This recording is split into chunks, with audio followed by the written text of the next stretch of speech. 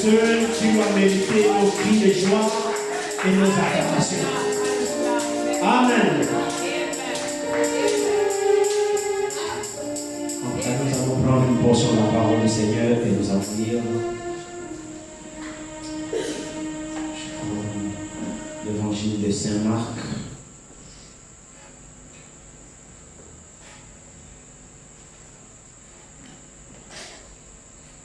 Saint Marc, chapitre 5, nous commençons au premier verset jusqu'au verset 20. Nous avons les premiers 5 versets, vous allez vous asseoir et on va continuer la lecture. Marc, chapitre 5, là tu le premier verset. Nous lisons la parole du Seigneur. Ils arrivèrent sur l'autre bord de la mer, dans le pays des Gadaréniens. Aussitôt que Jésus fut hors de la barque, il vint au-devant de lui un homme sortant des sépulcres et possédé d'un esprit impur. Cet homme avait sa demeure dans les sépulcres et personne ne pouvait plus le lier, même avec une chaîne, car souvent il avait eu des fers aux pieds et avait été lié de chaînes.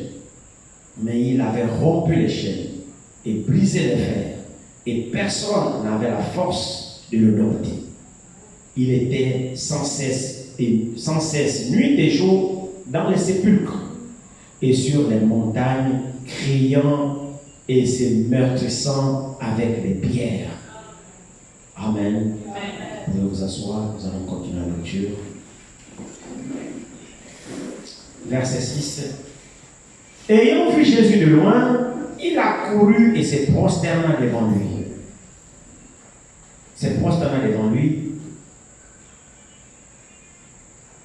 Et s'écria d'une voix forte: Qu'y a-t-il entre moi et toi, Jésus, fils du Dieu très haut? Je t'en conjure au nom de Dieu, ne me tourmente pas. Car Jésus lui disait: Sors de cet homme, esprit impur. Et il lui demanda: Quel est ton nom? Légion est mon nom, lui répondit-il, car nous sommes plusieurs. Et il le priait instamment de ne pas les envoyer hors du pays. Il y avait là, vers la montagne, un grand troupeau de pourceaux qui paissaient. Et les démons le prièrent, disant: Envoie-nous dans ces pourceaux, afin que nous entrions en eux. Il leur permit. Et les esprits impurs sortirent, entrèrent dans les pourceaux, et le troupeau se précipita des pentes escarpées dans les mers, et il y en avait environ 2000, et ils se noyèrent dans la mer. Ceux qui les faisaient paître s'enfuirent et répandirent la nouvelle dans la ville et dans les campagnes. Les gens allèrent voir ce qui était arrivé.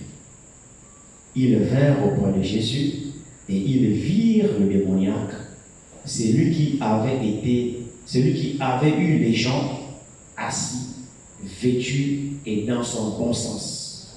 Et ils furent saisis de frayeur. Ceux qui avaient vu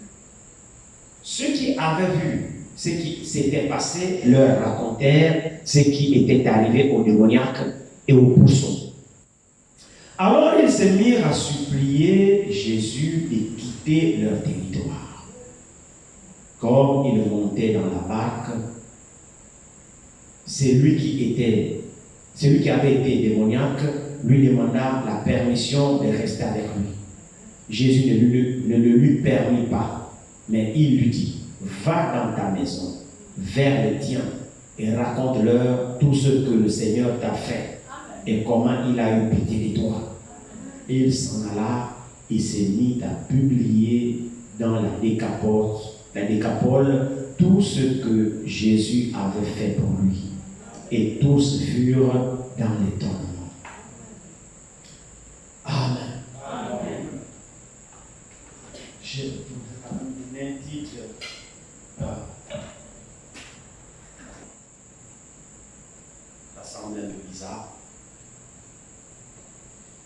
Que le Seigneur permette que nous puissions comprendre par sa grâce.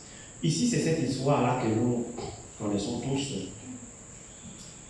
Le fou de Gadara, cet homme appelé Légion, c'était un homme qui était indomptable, vraiment fou, furieux. Il avait comme demeure les cimetières. Il n'habitait que dans les cimetières. Il fut un temps où les habitants arrivaient à le dompter, et puis on l'enchaînait avec des chaînes. Et à un moment donné, ça n'allait plus. Il avait une force qui ne dépendait pas de lui, une force qui le saisissait, à telle enseigne qu'il rompait les chaînes, il rompait les chaînes et les liens qu'on l'attachait. Il n'habitait que dans les cimetières. C'était vraiment épouvantable cette possession que cet homme-là avait. Il était dans les cimetières, nuit et jour, il crie dans le collines, donc il semait la terreur dans le voisinage. Il n'habitait que dans les cimetières. Vraiment quelqu'un de sinistre, incroyablement puissant, terriblement violent, indomptable. Les chaînes le brisent. C'était quelqu'un de furieux, un véritable fou, un dingue, un malade. Alors il était indomptable. Il se met la terreur dans la contrée. Et personne ne l'approchait. Il habitait dans les cimetières. Imaginez-vous un peu le sinistre de l'homme. Imaginez un peu cet homme-là, comment il était possédé. Alors la Bible dit que Jésus, effectivement, est passé par là. Jésus est passé par là. Souvenez-vous que dans Jean 5, 19, il dit, le Fils ne fait rien que ce qu'il va faire au Père. Le Père lui montre et le Fils fait de même. Donc partout où Jésus passait, c'était selon la volonté de Dieu. Alors cet homme-là qu'on appelait les gens était un fou, vraiment malade, possédé. Une possession au pur sens du mot, parce que la Bible nous rend témoignage qu'il habitait dans les cimetières, frère, dans les sépulcres. C'est affreux. Qui de nous ici peut affronter quelqu'un qui a pour demeure le cimetière? On l'a enchaîné, il brise les chaînes. Il était indomptable. Personne ne pouvait lui venir en aide. Personne ne pouvait l'affronter. Mais certainement, c'était le fils de quelqu'un.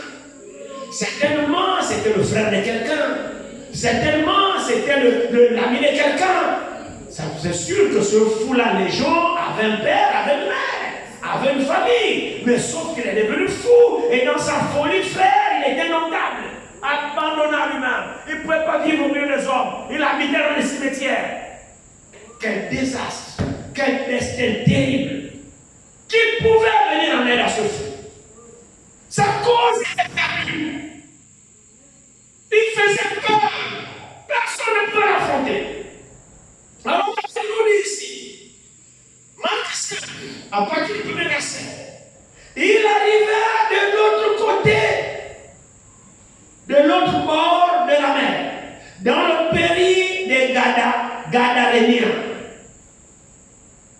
Des Gadaréniens. Aussitôt que Jésus fut hors de la barque, il vint au-devant de lui un homme, sortant des sépulcres et possédé d'un esprit impur. Cet homme avait sa demeure dans les cimetières des sépulcres. Et personne ne pouvait le lier. Avez-vous entendu ça? Et personne ne pouvait le lier. Même avec une chaîne. Car souvent, il avait eu les fers aux pieds et avait été lié de chaînes. Mais il les avait rompus. Il avait rompu les chaînes et brisé les fers. Et personne n'avait la force de le romper. C'est terrible, hein? Vous avez un cas comme ça, c'est terrible, hein? Vous allez l'approcher comme un frère. La Bible dit personne n'avait la force de l'omper. Personne. Quelqu'un qui brise les chaînes tout seul, les fers brisent. Ça, c'est quelle histoire? Ce qu'on appelle une possession. Alors Jésus, dans son pèlerinage, ici-bas sur la terre pour sauver les hommes, il arrive à peine descendre de la barque, il arrive de l'autre côté du bord, là-bas, l'autre bord, il arrive. Dès qu'il descend à peine, il met pied. Qu'est-ce qu'il a fait? les gens. C'est les gens qui je suis dit, bienvenue dans mon territoire.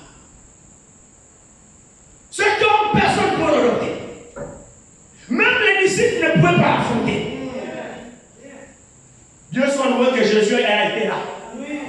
Parce qu'il devait en faire une bouchée des disciples. Alors il vient vers Jésus. Jésus pose les pierres, tu le rencontres, c'est les gens.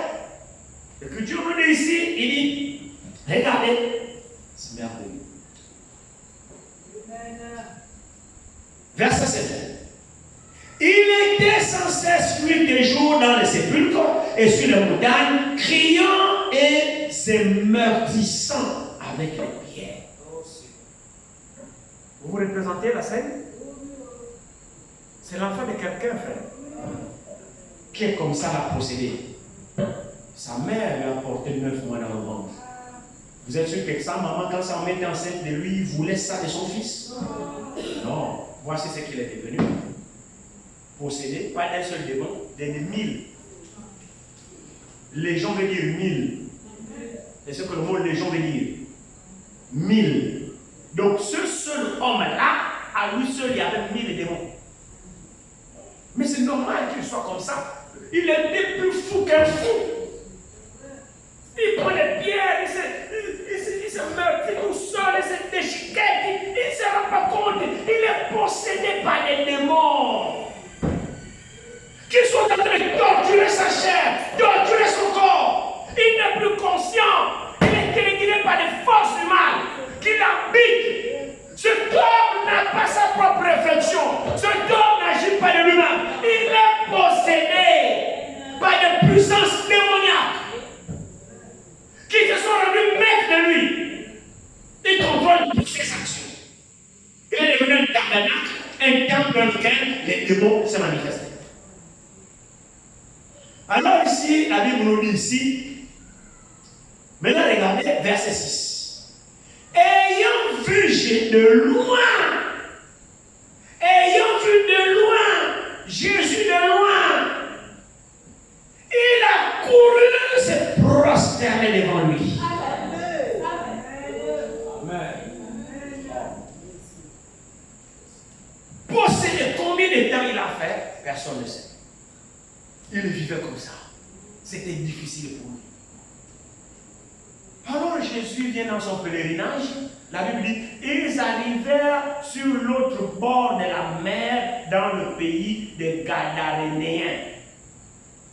Aussitôt que Jésus fut hors de la barque, il vint devant lui un homme sortant de ses sépulcres.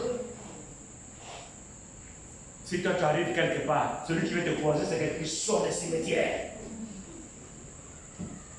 Imaginez-vous des cheveux touffus, sales. Il habite dans les cimetières. Imaginez-vous quel aspect il avait. Mais lorsqu'il a vu Jésus de loin,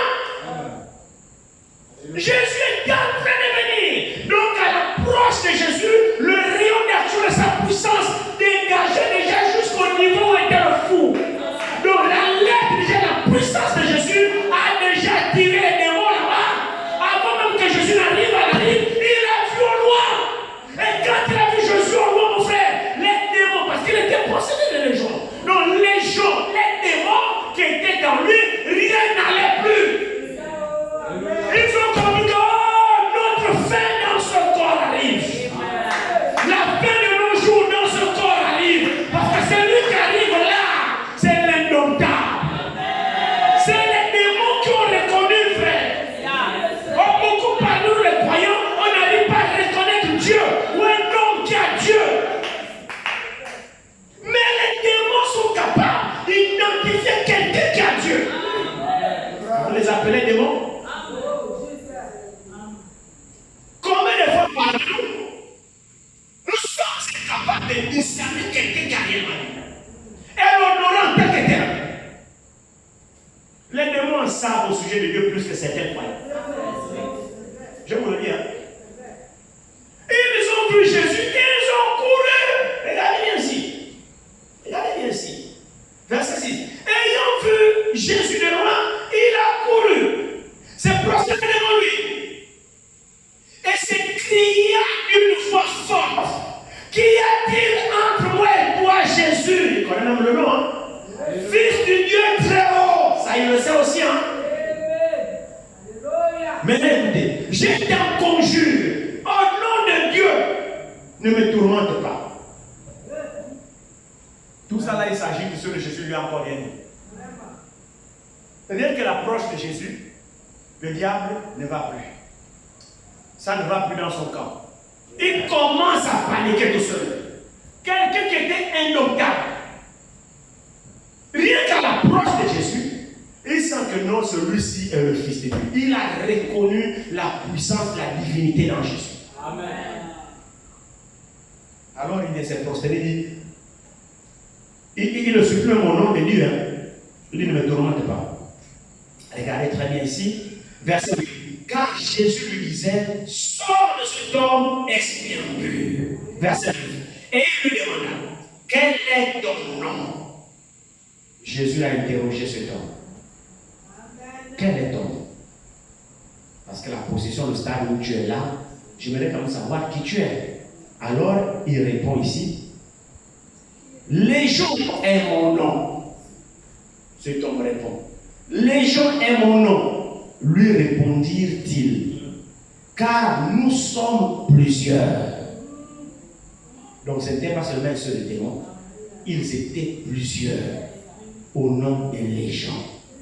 Et ils ont fait de cet homme leur esclave. Le diable est méchant, frère. Il est vraiment le mauvais. Ça, le prophète dit qu'il sent mauvais au nez. Le diable sent mauvais, il est méchant. Non seulement il a possédé cet homme, mais il a fait que cet homme habite dans les cimetières. Comment tu peux être si méchant comme ça? Mais ta affaire arrive. Amen. Regardez ici. Il lui demanda, quel est ton nom? Légion est mon nom. Lui répondirent-ils, car nous sommes plusieurs. Et il le pria instamment de ne pas l'envoyer hors du pays. Il y avait là, vers la montagne, un grand troupeau de pourceaux qui paissaient. Et les démons le prièrent, disant, envoie-nous dans ces pourceaux, afin que nous entrions en eux. Il leur permit. Et les esprits impurs sortirent, entrèrent dans les pourceaux. Et le troupeau se précipita des pentes escarpées dans la mer. Il y en avait environ 2000 et ils se noyèrent dans la mer. Alors ces démons, lorsqu'ils ont vu Jésus, ils savaient que Jésus ne va pas laisser cet homme comme ça dans cette situation. Jésus va le délivrer. Et les démons savaient que leur fin s'approchait dans ce temps. Alors ils ont demandé, ne nous envoie pas ailleurs. Ils ont regardé tout autour et ils ont vu un grand troupeau de pourceaux dans les petits ports. Les démons ont dit, envoie-nous là-bas. Envoie-nous dans les pourceaux. Chose curieuse, Jésus n'a pas refusé. Jésus a dit, allez-y, je vous le permets. Jésus dit, allez-y, là. Vous voulez aller dans les pourceaux, allez-y. C'est bizarre, non? Les pourceaux là, c'était le troupeau des gens. Les gens vivaient de ça, de l'élevage. Il y avait des habitants. À la Capole, où ça? À la Capole là-bas. Comment on appelle ça? Des Capoles. À la Capole là-bas, non? Les gens vivaient de leur élevage. Ils élevaient leurs pourceaux, ils les vendaient, c'était leur business, ils vivaient de ça, c'était le moyen de gagner. Il y avait plus de 2000 pourceaux. 2000, un grand troupeau. 2000. Il y avait des gens employaient les gens pour nourrir ces pourceaux-là. C'était vraiment de l'emploi. C'était l'emploi, les gens vivaient de ça, c'était leur moyen de vivre, leur gagne-pain, ils se nourrissaient de ça. C'était leur business, leur affaire. Alors les démons, curieusement les démons supplient Jésus de les envoyer dans les trous des pourceaux, les troupeaux des pourceaux. Et Jésus ne refuse pas. Jésus dit, je vous l'accorde, allez-y. Mais Jésus sait que les pourceaux appartiennent aux habitants. Et que les habitants vivent de ces pourceaux-là. Amen. Amen. Jésus l'a accordé. Et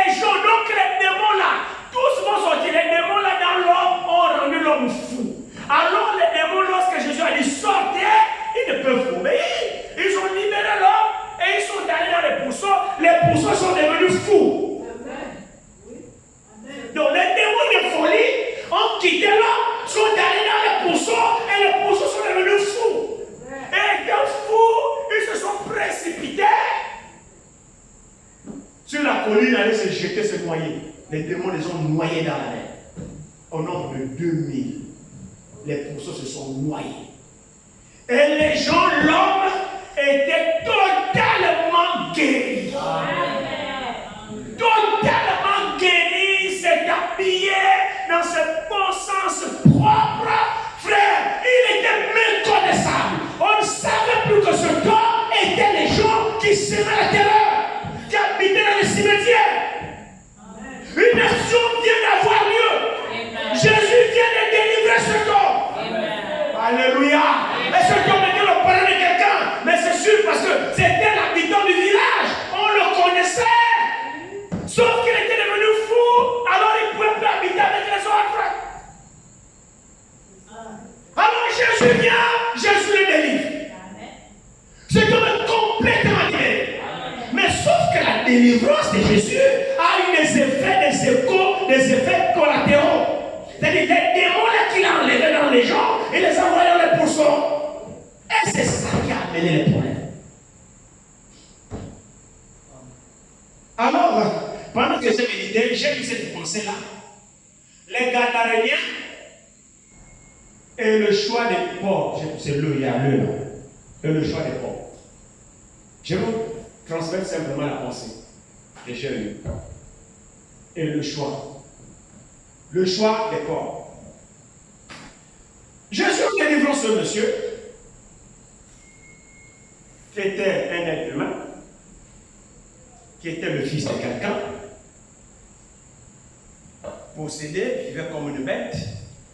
Jésus a eu compassion de lui et Jésus l'a délivré. Lorsque Jésus l'a délivré, c'était connu de tous. Ça s'est passé dans les champs là-bas. Lisons-le un peu. Continuez un petit peu la lecture.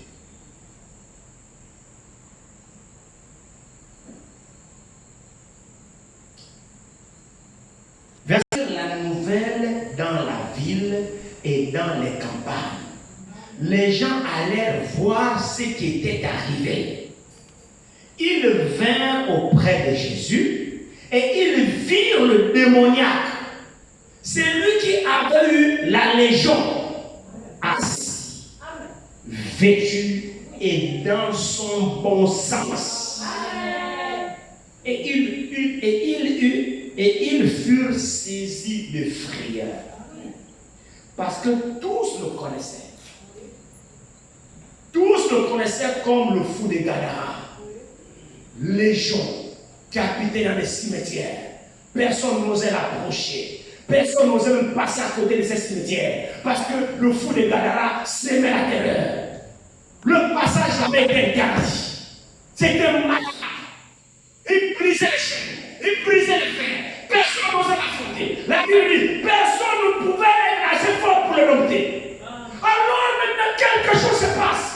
Les pourceaux, les gens qui pêchaient le pourceau, lorsque Jésus arrive, ils assistent à la scène. Parce que quand ils gardaient le pourceau, ils le faisaient paître. Lorsque ces démons ont vu Jésus, ils l'ont reconnu. Ils sont venus se prosterner. Et Jésus les a délivrés. Et il a pris les démons, les a envoyés dans les pourceaux. Les pourceaux sont précipités, s'est noyés. Et les bergers qui étaient là ont assisté à la scène. Ils étaient pris de panique. Ils avaient peur. Parce qu'ils connaissaient le feu. Alors ils voient la scène qui vient de se passer. Et le pourceau, tout d'un coup, frère, ils ne savaient même pas ce qui s'est passé. Ils gardaient les pourceaux. Ils gardaient les pourceaux. Jésus a dit non. Et quand les démons l'ont supplié, ils gardaient, c'est révolté. Amen. Une grande partie de troupeau s'est précipité sans comprendre. Les bergers ne comprenaient pas ce qui s'est passé. Amen. Ils voient seulement les pourceaux de courir comme des fous. 2000 allaient se jeter dans l'eau. Ils assistent à ce spectacle stupéfait, ils ne comprennent pas. Mettez-vous à leur place. Ils ne comprennent pas ce qui se passe. Ils constatent que le fou là, qui sera la terreur, bizarrement il est devenu lucide. Et il est assis devant Jésus avec tous ses sens. Qui peut comprendre ça? Ils étaient là, perplexes, ils ne comprenaient rien avec le troupeau. 2000 se sont noyés. Alors là, ils ont fui. Ils sont allés au village, ils sont allés. Venez, oh, il y a un problème ici, on ne comprend pas. Le fou est guéri, mais dans sa guérison, on voit les pourceaux qui se noient. On ne sait pas ce qui se passe. Il y a la présence de quelqu'un qui est venu semer le trouble ici. Et quand la population arrive, il voit au premier constat, il voit le fou parfaitement guéri. Au côté de Jésus, ils ont compris que c'est l'homme-là qui est responsable de ce qui se passe. De l'autre côté, ils regardent 2000 cadavres de leur pourceau, leur gagne-pain. Alors, qu'est-ce qui s'est passé? Il y a eu un choix dans les habitants de Gadara. Un choix s'est posé dans leur esprit. Ils ont regardé Jésus, ils ont compris que c'est l'homme-là qui est à l'origine de la guérison de ce fou. Le fou était dans tous ses sens. Ils l'ont vu, ils le connaissent. Il était à côté de Jésus. Ils ont compris que non, c'est l'homme-là qui a guéri. De l'autre côté, les gars, leur poursuivent, ils ont une perte de 2000 têtes. Alors on fait quoi? On le garde ou on le chasse? Maintenant, entre la guérison de leur fils, de leur frère, et entre la perte du troupeau de pourceaux, vous choisissez qui? Les habitants de Gadara ont fait leur choix. Tu as guéri notre frère, ça va, et dégage d'ici. Parce que tu as causé notre perte. Tu as tué nos corps. Nous vivons de ça. Tu nous as rendus pauvres. Nous vivons de ça.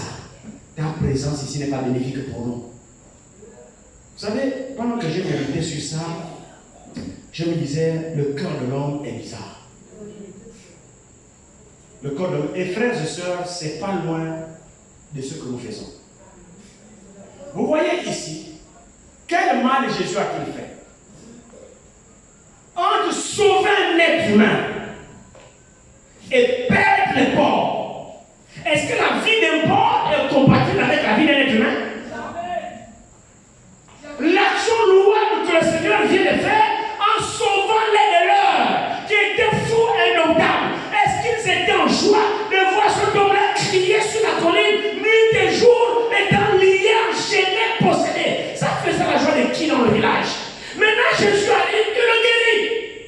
Il voit que leur frère est parfaitement guéri. Et ils sont pour les pourceaux. Ils ne sont pas contents parce qu'ils ont perdu leur pourceau. Alors le pourceau leur donne quoi? De l'argent. Mais leur frère c'est quoi? C'est un être humain. Alors ils ont pensé que l'argent, le business, les affaires est plus important, sont plus importants que l'homme, que la vie de l'homme, que le bien que Jésus vient de faire. Ils ont témoigné par là. Comment pouvez-vous chasser un homme comme ça? Quitte notre toit, quitte. Qu'est-ce qu'il a fait? Mais regardez l'un de vôtres qui est totalement guéri là devant vous. Vous étiez incapable de le guérir. Et il vient de le guérir. Pour Jésus, l'homme est plus important que l'animal.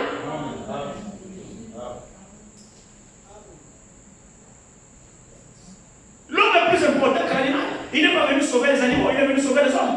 Il a sauvé les vôtres. Au lieu d'être content, au lieu de se réjouir, vous préférez casser un homme comme ça, simplement parce qu'il a causé la perte de 2000 pourceaux et que vous avez un manque à gagner. Donc ce qui vous importe, c'est l'argent. Maintenant, regardez, frère. Ce sont des images que nous voyons qui peuvent s'appliquer dans la vie de l'homme. Vous voyez, je méditais sur ça, je pensais que pourquoi Jésus a-t-il accepté? Jésus n'a pas obéi au démon. Non. Non. Ça contraste avec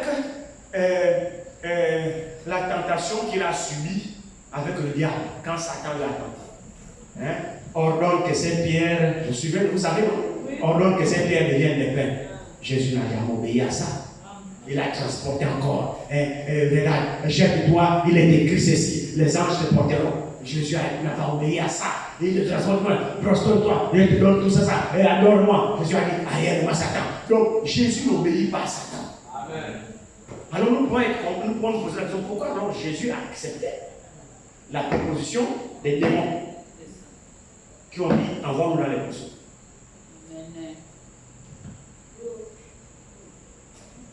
C'est simplement parce que ça n'est nuit au plan divin. Ça ne dérange rien. Et en plus, le porc était considéré dans la loi comme un animal impur.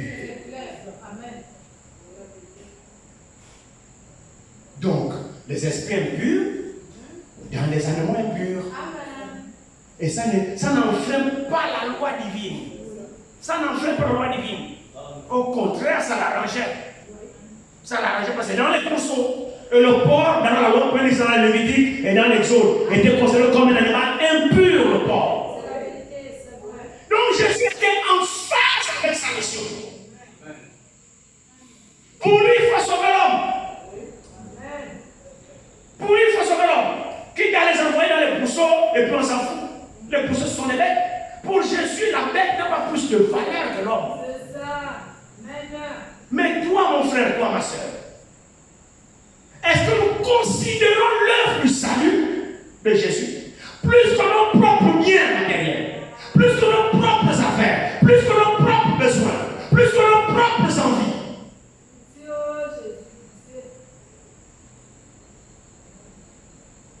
Parce que plusieurs parmi nous, nous pointons le doigt au Gadarène, mais nous faisons la même chose. D'une certaine manière. Or, Jésus montre par là qu'il a l'amour pour l'homme. Ce homme-là, aucun homme ne pouvait lui venir en aide. Et c'était le but de Jésus qu'il soit arrivé là-bas. C'était pour venir au secours de cet homme qui était possédé. Mais les hommes l'ont chassé. Quel mal a-t-il fait? Parce qu'ils ont perdu leur pourceau.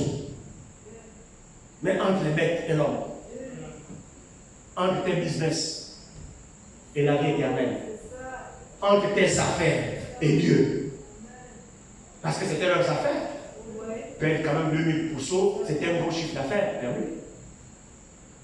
Et ça les a vraiment bouleversés. Allons-y dans Matthieu 8. Allons-y dans Matthieu 8.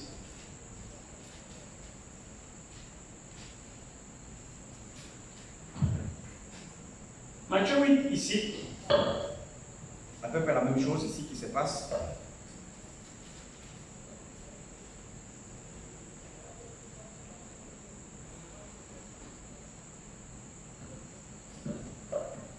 Matthieu 8, à partir du verset 28.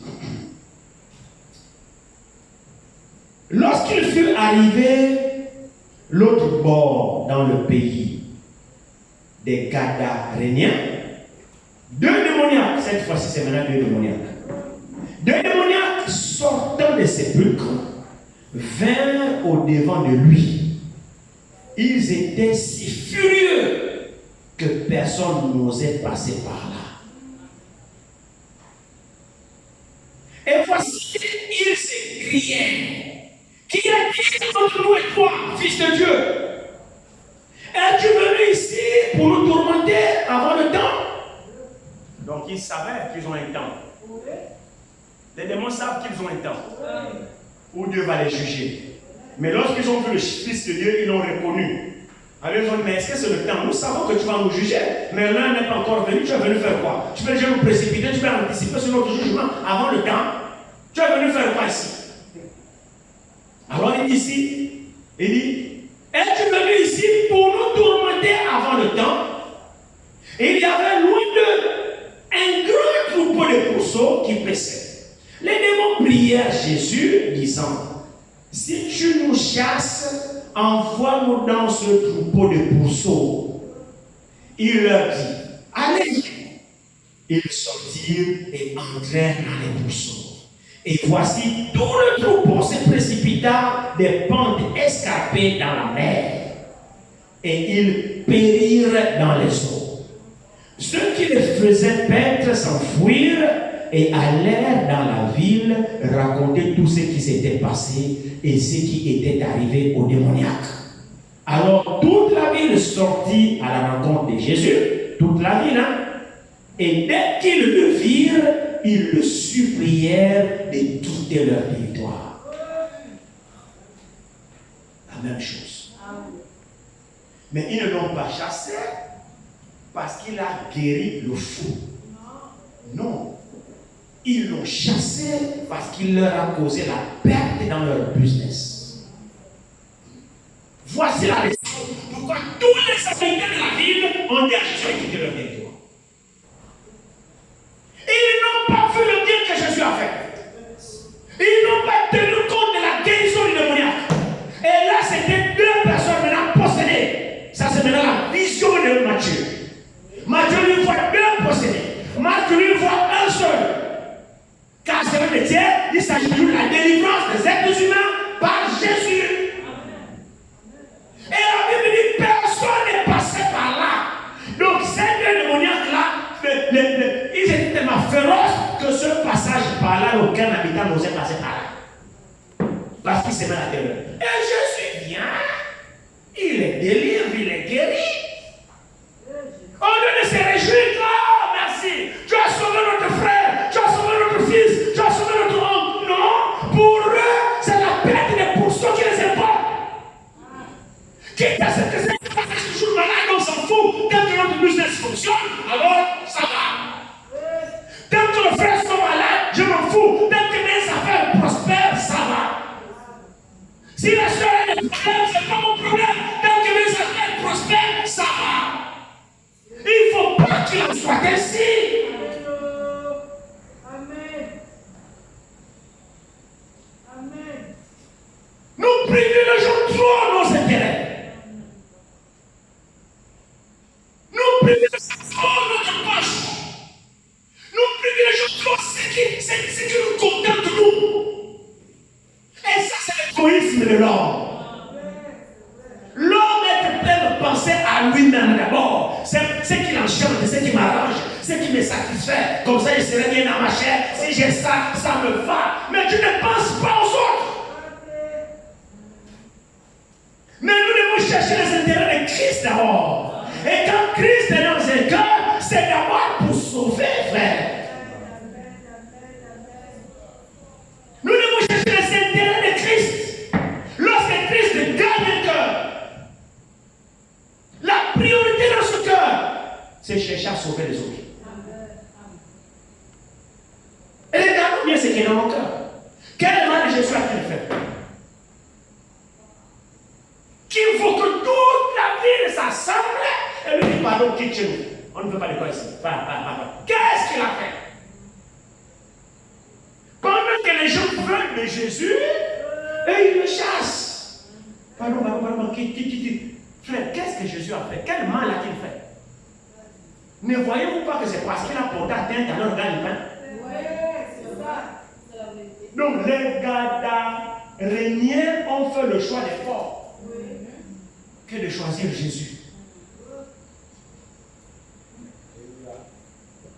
Ils ont fait le choix des porcs. Du fait qu'il a tué leur porc, allez, nous choisissons nos porcs, dégage ici. On ne veut pas de toi ici. Que tu as fait du bien, que tu l'as guéri, que tu n'as rien fait, ce n'est pas notre problème. Notre business. Mes affaires, tu as foutu mes affaires par terre. Hein? Mes affaires, je fais comment? J'ai fait comment? J'avais un projet. J'avais. Non! Regarde ton frère que la parole a ramassé. Regarde ta soeur que la parole. Ceux-ci étaient perdus. La parole a ramené. Regarde ça.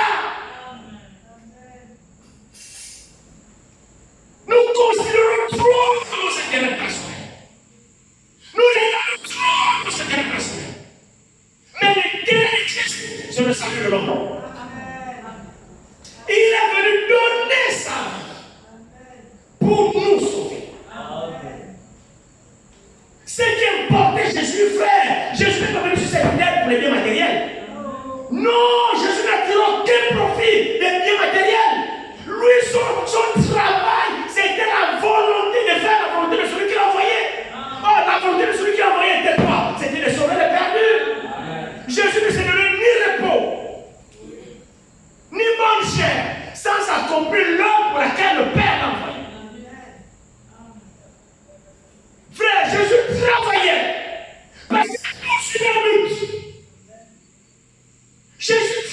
Il voulait accomplir la mission pour laquelle il a été envoyé.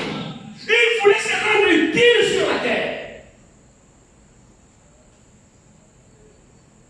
Le salut. Si vraiment nous avons le salut, si vraiment nous l'avons reçu, frères et sœurs, nous privilégierons les intérêts de Dieu dans notre marche. Nous privilégierons les intérêts de Christ dans notre marche. Mais aujourd'hui, nous sommes devenus des businessmen.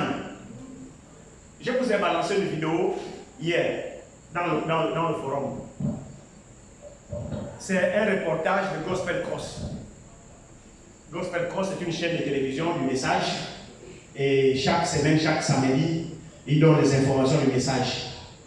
Dans le message sur toute la terre, ils donnent un peu des informations, tout ça. La chaîne s'appelle Gospel Cross. Vous pouvez retrouver ça dans YouTube.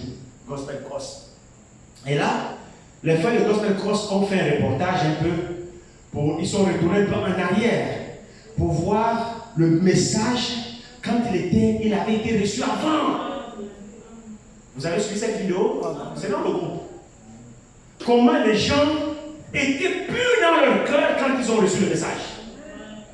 Et frères, sans vous mentir, on a goûté ces moments-là aussi, vous aussi. Et il y avait ce qu'on appelait l'amour fraternel. Vous étiez vraiment purs dans votre cœur. Quand tu embrassais ton frère, tu l'embrassais réellement. On partait du principe que l'enlèvement, parce que chez nous déjà, moi j'ai pris en 1992, chez nous 2000, l'année 2000, avait un caractère particulier. Tout était focalisé sur 2000. Parce que chaque 2000 ans de le messager, il y a un événement majeur sur la terre. Alors on nous présentait 2000, l'année 2000. Alors frère, le zèle qui était là, qui nous animait, c'est comme si le Seigneur vient bientôt. Et l'amour était pur. On s'aimait réellement. Frères et sœurs, les amis ne valaient rien. Non, l'argent ne valait rien. Chez nous, à l'époque, c'était vraiment le départ. Les gens vraiment s'aimaient. Mais au fur et à mesure, quand l'enlèvement ne vient pas, depuis 2000, on est aujourd'hui maintenant 2024. Donc 2000 plus 20 encore. Qui le crut? Mais c'est normal que le zèle diminue. C'est normal que l'attente diminue. Parce qu'on était frais dans l'attente au départ. Et maintenant, plus l'attente, le Seigneur ne vient pas, alors le zèle diminue. Nos églises sont devenues maintenant en marbre, le luxe. Dans cette vidéo-là, c'était sur la tente vidéo, après même par terre. Hein. Et le véritable amour était là. Tu peux sentir le vrai amour entre frères et sœurs. Mais aujourd'hui, c'est des temples climatisés. Le pasteur à l'époque, on n'appelait pas pasteur révérend. On ne connaissait pas ça. On était tous frères. Mais aujourd'hui, essayez d'appeler le pasteur frère. Essayez. Si vous ne mettez pas le mot révérend, ou bien pasteur, il ne te répond pas. Il va trouver ça comme un manque de respect. Qu'est-ce qu'on a fait avec les gens? Appelez-moi frère Guy. Amen. Je suis frère Guy. Amen. Nous sommes tous frères et sœurs. Amen. Vous voyez, frère, on s'écarte de la chose. Le monde a gagné l'église. L'amour de Christ a pris un coup. Le zèle du départ est parti. On est là que les formes seulement, l'enlèvement seulement par la tête, mais le cœur ne crie plus en l'enlèvement. L'enlèvement est devenu seulement de la bouche. Chacun cherche maintenant à s'enrichir. C'est la compétition entre les églises. L'église la plus belle, l'église la plus bossée, l'église a ceci, l'église a cela, frère. C'est pas ça l'objectif. L'objectif c'est le départ. Il faut que Christ regagne les cœurs. Il faut que les intérêts de Christ regagnent les cœurs. Revenons au départ. Cherchons les intérêts de Christ. Amen. Mais cherchons pas à s'enrichir. Il y en a qui prêchent pour les dîmes, qui cherchent à s'enrichir. Frère, sortez de ça. Servons Dieu de tout notre cœur. On est devenus aujourd'hui des commerçants. Des pasteurs commerçants, des pasteurs businessmen, on fait des affaires dans l'église, on fait ceci. Où est l'enlèvement dans tout ça? Nos intérêts personnels aujourd'hui priment sur les intérêts de Christ. Nos intérêts personnels aujourd'hui priment sur les intérêts éternel de Christ. Or, il ne faut pas qu'il en soit ainsi. Pourquoi les Gadaréniens ont jeté Jésus dehors? Pourquoi ils l'ont rejeté? Quel mal a-t-il fait? C'était bien leur fils que Jésus a guéri, non? Qui était fou enchaîné, non? Jésus l'a guéri, non? Et en retour, il mérite ça? Non. Quel mal a-t-il fait? Parce que leurs pourceaux sont morts. Vous voyez? Il y a une autre image là-dessus que vous devez comprendre. Tout ce que Dieu fait est bon pour ses enfants. Le diable, l'objectif du diable, c'est de nous cogner les têtes. Et s'il peut le faire, il va le faire. L'objectif de Satan, c'est de nous cogner les têtes. L'objectif de Satan, c'est de créer une situation pour que Jésus ne soit pas le bien vu parmi nous. Vous voyez cette chose-là? Quand les démons disent à Jésus, si tu nous chasses, ne nous chasse pas hors de ce pays. Comme ça, c'est écrit. Ne nous chasse pas hors de ce pays. Envoie-nous dans les pourceaux. Les démons savaient que les pourceaux-là appartenaient à la population. Hein? Et que dans les pourceaux, ils vont tuer les pourceaux, ils vont massacrer les pourceaux. Et ils vont créer un conflit. Ils vont créer un conflit entre les habitants et Jésus. Il a réussi son coup. Il a réussi son coup. Mais Jésus, en le permettant, il savait ce qu'il faisait. C'est le peuple qui n'a pas compris. Pourquoi n'ont-ils pas compris? C'est parce que leurs yeux étaient investis dans leurs affaires. Ils étaient en plein dans leurs affaires. Ils ont vu leur manque à gagner. Frères et sœurs, l'esprit là est grave. C'est pourquoi Jésus dit que nul ne peut servir maman et Dieu. Maman, c'est le Dieu de l'argent. Quand vous avez l'amour de l'argent dans votre cœur, vous ne pouvez pas servir. Je ne parle pas de l'argent. L'argent soit de vous-même.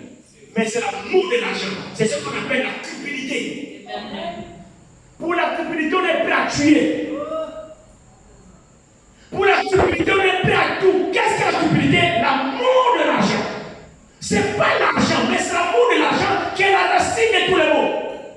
Les gens, là, au lieu de regarder le bienfait de Jésus, mais c'est la perte de leur business qui les a amenés à chasser Jésus de leur territoire. Parce qu'ils ont fait une grosse perte de 1000%. C'est un gros chiffre d'affaires. Ils ont dit non, on n'a pas besoin de toi ici. Même l'acte que tu as fait, ce n'est pas grave. Tu l'as guéri, ce n'est pas nous, mais nous, tu nous as perdu. Notre chiffre rond. Tu nous as causé une perte. Alors, s'il te plaît, est-ce que tu peux partir ici? Mais quand vous chassez Jésus, il ne force pas. Amen. Non. Vous le chassez, il vient à vous. Si vous le chassez, il ne reste pas, il t'impose pas. Non, je reste. Il ne fait pas ça. Quand ils l'ont chassé, il est parti. Hein? Il est parti, non, il est resté. Non. Et quand il est parti là, c'était pour leur bien? Non. Pas pour leur bien. C'est pour leur bien. Ceci est une leçon pour nous tous. C'est pourquoi nous devons regarder nos aspirations à l'intérieur de nous. À l'intérieur de nous, nous devons regarder nos aspirations. Vous voyez, ces gens-là n'ont pas été à mesure de reconnaître Dieu dans la chair, mais les démons l'ont reconnu. Mais les habitants de Gadara n'ont pas pu reconnaître que non, l'homme là, ça doit être Dieu. Parce que ce fou, la personne ne peut faire ça. Mais les êtres humains ont été incapables de reconnaître Dieu dans la chair. Mais les démons l'ont reconnu et ils ont tremblé. Fils de Dieu, qui a-t-il entre toi et nous? Fils de Dieu. Mais Jésus en fait ça. Il voulait attirer l'attention de ses habitants pour dire, je vous ai visité aujourd'hui. Je viens pour votre salut. Amen. Mais ils étaient tellement aveuglés par leur business que même ce que Jésus a fait les importait peu. Quelle bénédiction bénédiction qu'ils ont eue, quelle grâce qu'ils ont eue de recevoir la visitation de Jésus dans leur territoire de Gadara. Il y avait certainement des territoires qui avaient des problèmes et qui avaient besoin que Jésus les visite, mais Jésus n'est pas allé chez eux.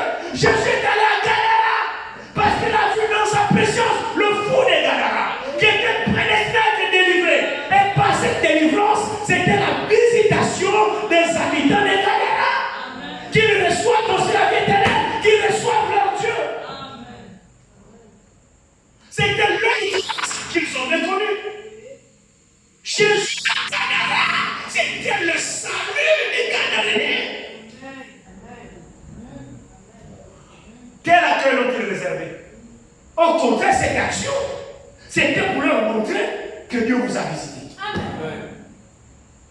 Je viens de guérir le route. Au suivant, qui a besoin de moi ici. Je viens de prouver que je suis Dieu parmi vous. Je viens de guérir votre fils qui était enchaîné. C'est le vôtre, ce n'est pas le mien. Je l'ai guéri, je l'ai ramené la vie. Quel jour ça va faire? Et que le jour, ça va stimuler quoi? La foi. Ça va stimuler quoi? La confiance. Ça va stimuler quoi faire? Oh, l'attachement, c'est comme. Il vient de faire une œuvre salutaire. Mais à cause de leur pourceau.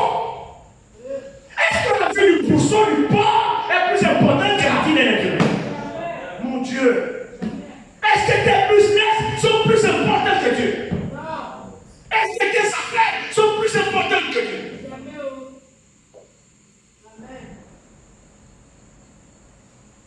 Ils ont rejeté le salut à cause de leur pourceau, des bêtes. Ça fait pitié, mais ça fait mal. Jésus dans ce territoire, c'est la grâce de Dieu. Jésus dans ce territoire, c'est la visitation de Dieu. Jésus dans votre assemblée, c'est la grâce de Dieu. C'est la visitation de Dieu. Vous ferez mieux de le reconnaître. Vous ferez mieux de le reconnaître, frères et sœurs. Mais pour le reconnaître, il faut que votre cœur soit disposé à le reconnaître. Parce que des fois, il peut agir contrairement à vos intérêts. C'est vrai ce que j'ai dit? Amen. Des fois, il peut agir contrairement à vos intérêts. Là, en termes de finances, il les a causé la perte, montrant que Jésus n'est pas là dans les biens matériels. Ce qui est bon que Jésus, c'est le salut. C'est le salut de l'homme. Qui t'appelle votre pourceau, mais c'est le salut de l'homme. Qui t'appelle de ton travail, mais le salut de l'homme. Qui t'appelle de tes biens, mais la vie qui te donne. C'est ça le principal. Pourquoi voyons-nous simplement les biens matériels, mais ne voyons pas les biens spirituels? Le plus important, c'est la bénédiction spirituelle que Dieu nous donne. Ce n'est pas les biens matériels. Frère, les biens matériaux, ça va périr. On n'ira pas avec ça au ciel. Plaçons la parole de Dieu à la première place par rapport à nos besoins personnels. Ils ont choisi les porcs. Qu'est-ce que le porc? En plus, selon la loi, un animal impur. Jésus avait raison d'envoyer des esprits impurs dans des animaux impurs. Jésus avait raison. Jésus ne s'était pas trompé parce que c'était des animaux impurs. Le porc est impur. Donc, des esprits impurs dans des animaux impurs.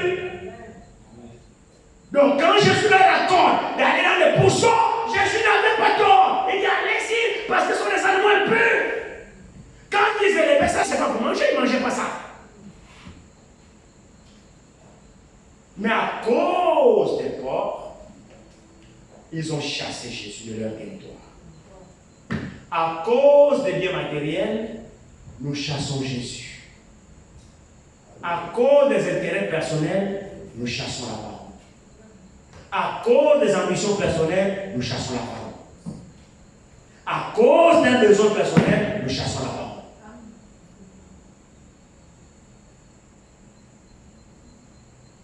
Ça fait triste. Ça fait vraiment triste. Quel mal Jésus a fait. Quand la parole vient à nous, quel mal elle nous fait.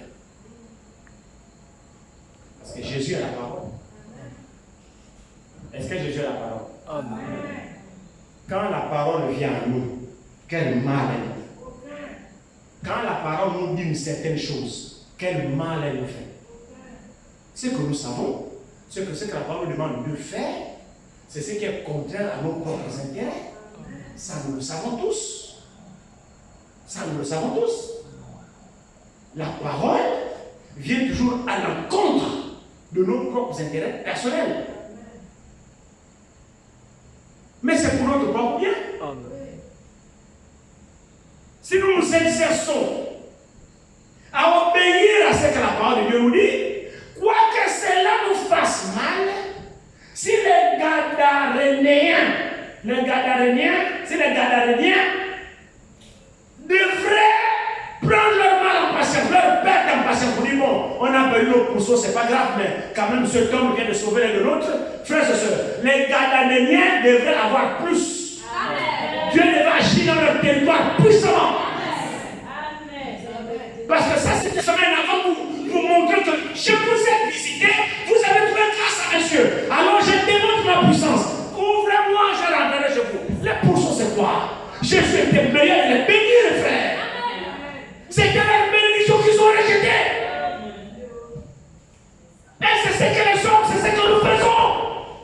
Souvent la parole vient contraire à nos aspirations. Mais nous rejetons parce que nous priorisons notre besoin personnel. Et c'est là où ratons Jésus. Frère, nous l'avons rejeté d'une certaine manière, comme les habitants des Gadarans le savent savoir. Par notre attitude, nous rejetons la visitation du Seigneur dans notre vie sans le savoir. Nous ne l'avons qu'à la bouche, mais nous l'avons rejeté. Ça fait mal de perdre des pourceaux. Ça fait mal de perdre ce que je te demande de laisser. C'est la même douleur, mais nous avons le choix à faire. Ça fait mal de perdre 2000 pourceaux. L'économie est touchée. Ça fait mal de perdre une certaine chose à laquelle je m'attache. Ça fait mal de perdre la chose que j'aime. Ça fait mal de me débarrasser de telle chose. Ça fait mal. Mais en exerçant, il y a une bénédiction derrière.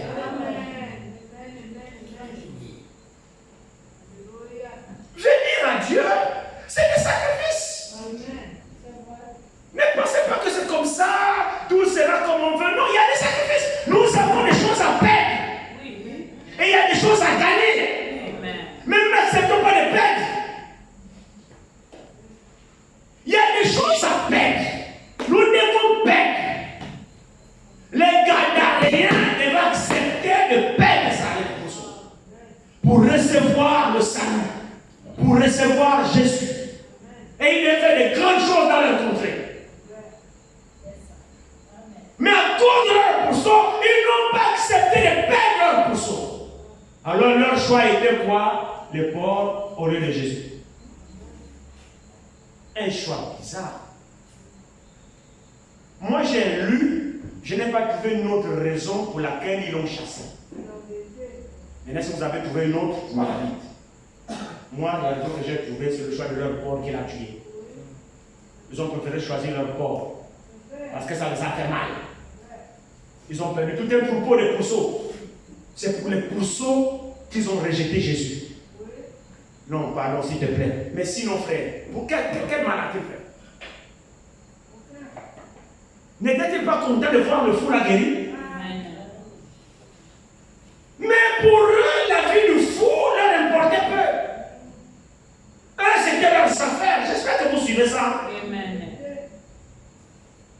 C'était leurs affaires. Tant que leur business fonctionne, c'est bon. Jésus vient, fait-nous du bien, mais ne touche pas nos affaires. Fais-nous du bien, mais ce qui est en nous, là, nos acquis, là, ne touche pas ça. Fais tout ce que tu veux. Guéris-nous si nous sommes malades, oui. Bénis-nous si on a besoin, oui. Donne-nous tout ce qu'on te demande. Mais nos acquis personnels, là, nos intérêts, là, ne touche pas là. Si tu veux pas avoir un problème avec nous, touche à nos intérêts. Et comme Jésus a touché à leurs intérêts, leurs pourceaux, s'il te plaît, quitte ici. Je veux que tu vois ça. Ils ont vu le fou. La Bible dit qu'ils sont venus, ils ont vu le fou bien portant. Guéri là. l'homme qui a quitté dans les cimetières. Délivré 100% guéri, bien portant propre devant Jésus. Quelle joie ça devait faire. Leurs yeux ont bien vu, ils l'ont reconnu. Mais ce qu'ils trouvent à dire, c'est toi non? Est-ce que si on t'en supplie, pardon, on t'en supplie, quitte chez nous. Pardon, vaillant, ne peux pas, pardon, pardon. Jésus a dit, très bien, je m'en vais. Il est parti. Quel mal a-t-il fait? D'avoir guéri votre frère? Simplement parce que vos pourceaux, vous avez perdu dans vos affaires. Qu'est-ce que c'est le matériel?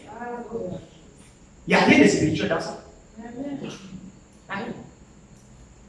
n'y a rien de spirituel dans ça. Que Dieu nous aide. Amen. Vraiment que Dieu nous aide. Quand je lisais ça ma journée, je disais, comment l'homme peut être comme ça?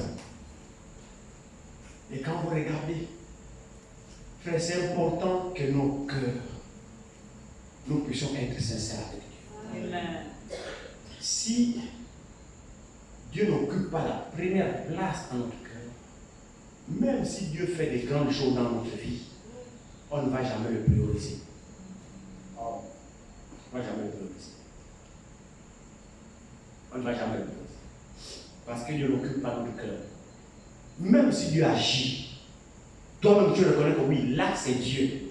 Mais plus qu'il n'occupe pas la première place dans ton cœur, ce qui est important chez toi, c'est ce que ton cœur veut là. C'est ça qui est important chez toi. Pas Dieu. Mais que le Seigneur puisse nous aider. Amen. Vraiment que nous puissions le placer à la première place. Amen. Que nous puissions le reconnaître dans toutes nos voies. Toutes nos voies. Ce que Dieu fait pour nous, c'est pour notre propre bien. Ce que Dieu fait pour nous, c'est pour notre propre bien. Jamais pour notre mal. C'est pour notre propre bien. Maintenant, notre exercice consiste à accepter les décisions de Dieu. Amen. C'est ça notre effort. Accepter les décisions de Dieu. Et quand nous nous soumettons aux décisions de Dieu, mais c'est là où Dieu nous bénira. Amen. C'est là où nous évoluerons avec Dieu. C'est là où nous avancerons avec Dieu. C'est là où nous ferons des exploits avec Dieu.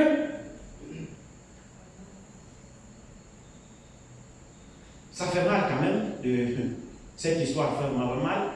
Voyez, on va terminer ça ici, juste pour lire. Dans Matthieu ici.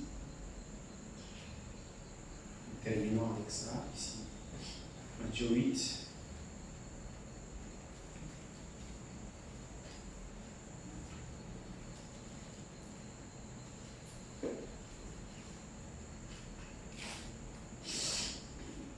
Matthieu 8 ici, Matthieu verset 28, il dit, lorsqu'il fut sur l'autre bord, dans le pays des Gadaréniens, deux démoniaques sortant des sépulcres vinrent au devant de lui.